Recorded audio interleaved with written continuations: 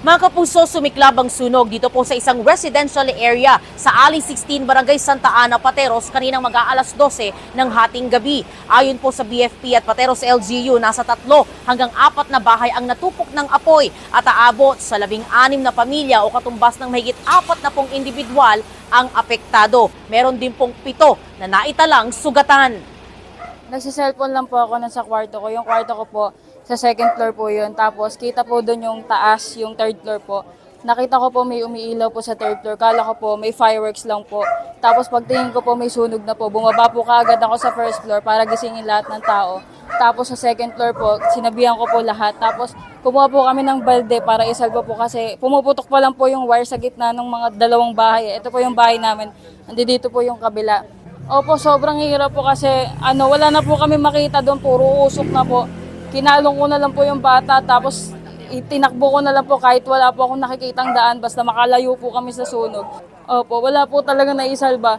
Yung mga hawak lang po namin na cellphone. So, nakalabas kami, babalik sana ako para makasalba kahit konti man lang, kahit yung mga papeles. Wala na, hindi na ako pinayagan, niyakap na ako ng anak kong bunso eh.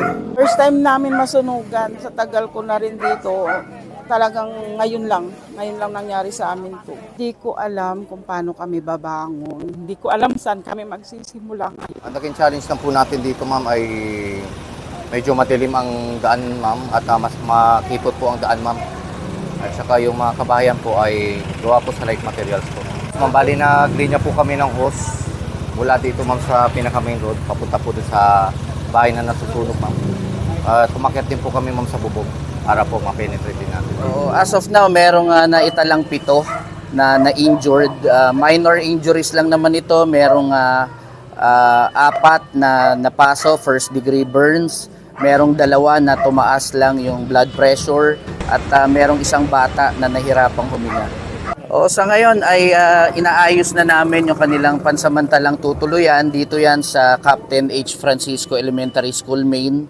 Nakausap na natin yung ating principal at meron na siyang inassign na classroom para temporarily ay magamit as shelter nitong mga biktima ng sunog. Tuluyan pong naapula ang sunog kaninang 12:47 a.m.